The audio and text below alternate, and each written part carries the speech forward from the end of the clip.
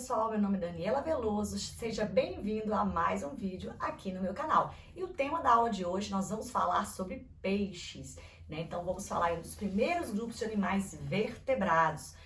As características mais importantes que nós podemos ressaltar sobre os peixes seria, né, a presença aí de brânquias, estruturas respiratórias, principalmente para animais aí que vivem debaixo d'água. Mas existem exceções? Sim.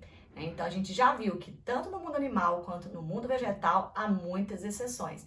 Mas a estrutura respiratória desses animais que vivem na água são as brânquias. Dentro do grupo dos peixes, nós vamos ressaltar dois grupos, né, que são os peixes ósseos, também chamados de osteíctes, e os peixes cartilaginosos, chamados de condrictes. Uma característica muito importante, pessoal, dos peixes é que os peixes cartilaginosos aí representados pelos tubarões e as raias têm um esqueleto cartilaginoso, não possuem um esqueleto ossificado. Isso mesmo. Aí muitos alunos falam assim, mas professora, como assim o tubarão, um animal predador, um animal carnívoro, não tem um corpo estruturado por ossos? Isso mesmo, gente. A cartilagem que vai fazer a sustentabilidade desse animal, né? Então a gente percebe que é uma estrutura bem forte, né? Pela dimensão, né? E a capacidade de alimentação desses animais. Uma característica muito importante também, pessoal, dentro do grupo dos peixes é o seguinte: esses animais eles possuem estruturas, né, sensoriais, estruturas que permitem, né, a comunicação, a interação com o ambiente no qual ele vive. Lá nos peixes ósseos, né, tanto de água doce quanto água do mar, nós podemos falar que esses animais têm a linha lateral. Vou colocar uma fotinha aqui no canto da tela para vocês verem o que seria essa linha lateral. Essa linha lateral, ela relativamente é uma linha, né, que a gente consegue observá-la por cima das escamas do peixe, e é uma estrutura extremamente sensorial, né? Então, quando você está pescando ali, joga uma isca, se naquele rio, né, tem peixe, rapidamente chega os peixes ali, quando tem disponibilidade de alimento. Então, essa linha lateral permite que esses animais consigam, né, reconhecer a vibração na água, perceber que tem alguma coisa ali movimentando e ir atrás daquilo ali, principalmente na questão alimentar. Nós possuem uma estrutura chamada de fendas branquiais, lateralmente do corpo. Já os peixes ósseos não possuem.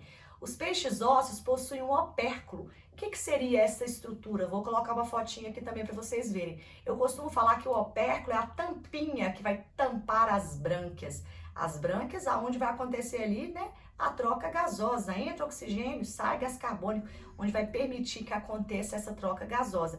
As brânquias possuem estruturas muito importantes na respiração desses animais, elas têm que ficar protegidas, né? Então o opérculo é uma tampinha que abre e fecha para permitir esse fluxo de água no corpo do animal. Já os peixes cartilaginosos não possuem. Uma outra característica dos peixes ósseos é uma estrutura chamada de bexiga natatória. A função da bexiga natatória é permitir a flutuabilidade do animal, né? Então, ao mesmo tempo que o animal está aqui na coluna d'água, numa posição intermediária, ele consegue subir rapidamente ou descer. Então, tem uma estrutura muito semelhante a um balãozinho mesmo dentro do corpo desses peixes, que vai permitir essa flutuabilidade do animal, essa capacidade de deslocamento mais facilitado aí no meio aquático que ele vive.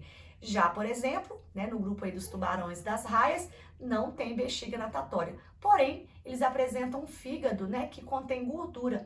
Então, a presença dessa gordura aí no fígado vai permitir essa flutuabilidade desses animais também na água.